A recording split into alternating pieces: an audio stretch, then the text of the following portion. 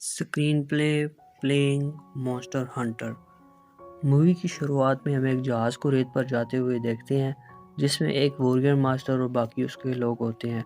उस जहाज़ में एक लड़का होता है जिसका नाम हंटर होता है। तभी उस जहाज़ पर एक सैंड मॉन्स्टर हमला कर देता है।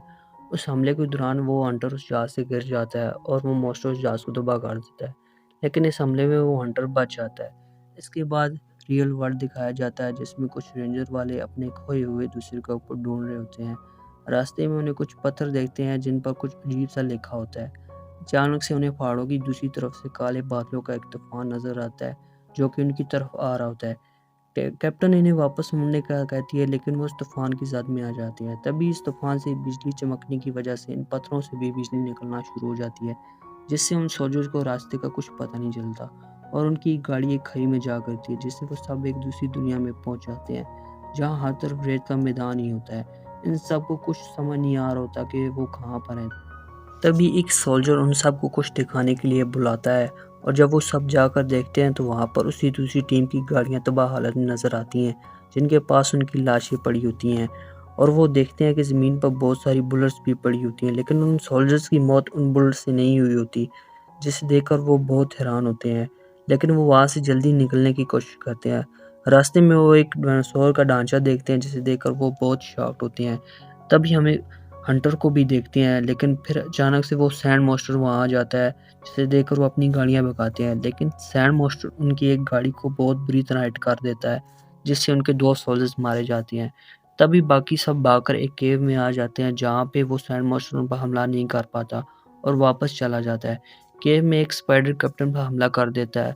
दूसरा सोल्जर उस पर गोली चलाता है जिससे कैप्टन नीचे गिर जाती है और बेहोश हो जाती है। तभी वो कैप्टन को फर्स्ट एड देने की कोशिश कर रहे होते हैं तो वहाँ पर और स्पाइडर उन पर हमला कर देते हैं, जिससे वो सब कैप्टन को वहीं छोड़कर भागने की कोशिश करती है, लेकिन उनमें इनको एक स्पाइडर मार देता है। जब कैप्टन को होश आता है तो वो खुद को एक जाल में बांध पाती है जो कि उन स्पाइडर्स का होता है, लेकिन वो उससे निकल आती है जहाँ उसको इंसानों के स्केलेटन्स नजर आते हैं। वहाँ उसे अपनी फीमेल सोल्जर्स की डेड बॉडी भी लटकी हुई मिलती है, जिसे देखकर कैप्टन बहुत खौफजदा हो जाती है।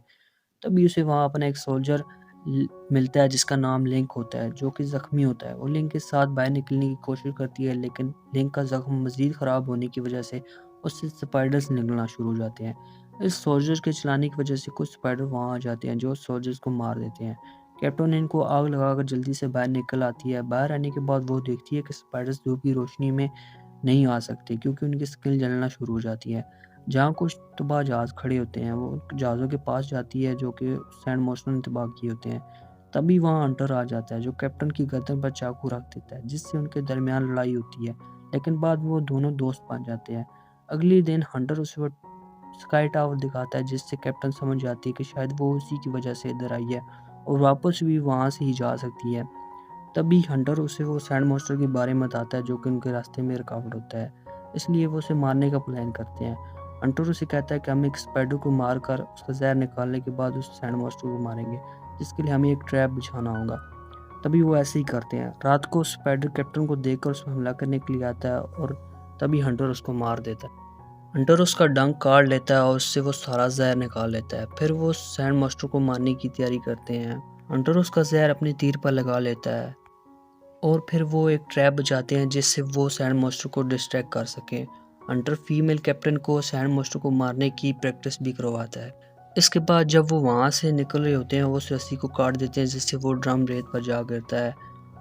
सैंड मॉन्स्टर उसकी तरफ जाता है। फिर वो दोनों भागते हैं, लेकिन मॉन्स्टर उन्हें देख लेता है और उन पर हमला करने के लिए आता है।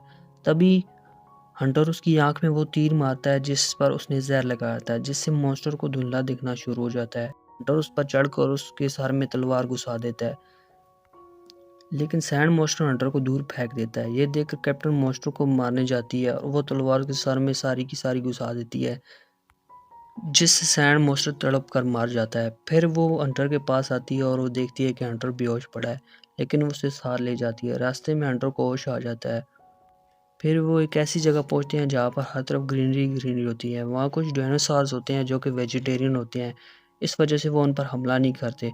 फिर वो वहाँ पे खाना खाते हैं और स्काई टावर तक पहुँचने का प्लान भी बनाते हैं, लेकिन जब वो रात आराम कर रहे होते हैं, तभी आग जलने की वजह से वो देखते हैं कि कुछ डायनासोर्स उनकी तरफ भाग कर आ रहे हैं।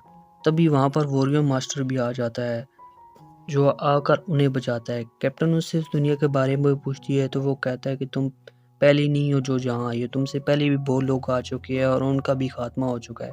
वो उसे एक किताब दिखाता है जिसमें उन लोगों का जिक्र होता है जिन्होंने ये स्काई टावर बनाया होता है ताकि दोनों दुनिया में आ जा सकें। इसकी हिफाजत के लिए उन्होंने ये मॉन्स्टर बनाए होते हैं, लेकिन वो मॉन्स्टर्स उनके खात्मे का सबब बनते हैं। वो उससे ड्रैगन मॉन्स्टर के बारे में बताता है और उसे कहता है कि इसे मारना तकरीबन नामुमकिन है। ये आग उगलने से पहले कमज़ोर होता है। वो उसे कहता है कि तुम हमारी मदद करो, हम तुम्हारी मदद घर जाने में करेंगे।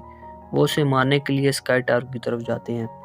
टावर के पास बहुत सारा लावा होता है जो कि उस टावर का एनर्जी सोर्स होता है, और जब वो सब देख रहे होते हैं वहाँ ड्रैगन मास्टर आ जाता है जो उन पर हमला कर देता है।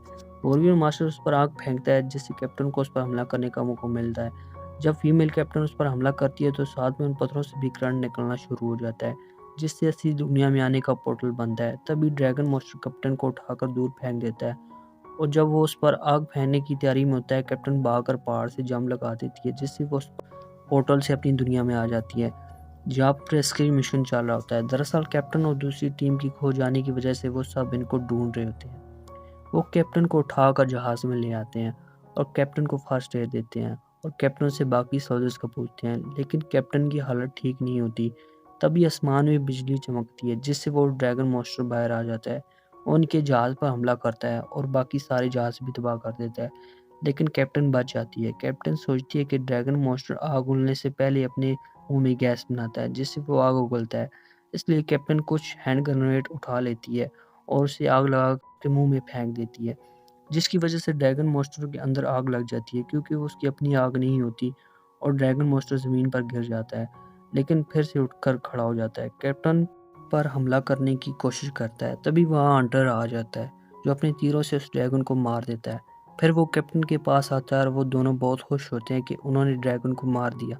फिर वहाँ पर वॉरियर मास्टर आ जाता है जो उन्हें बताता है कि तूफान फिर से आ रहा है, जिससे एक और ड्रैगन बाहर आ जाता है। जब वो उस ड्रैगन से लड़ रहे होते हैं तो दूसरी तरफ हम एक पुरअसरार आदमी को देखते हैं जो कि उनकी तरफ देख रहा होता है, और वहाँ पर इस मूवी का एंड हो जाता है।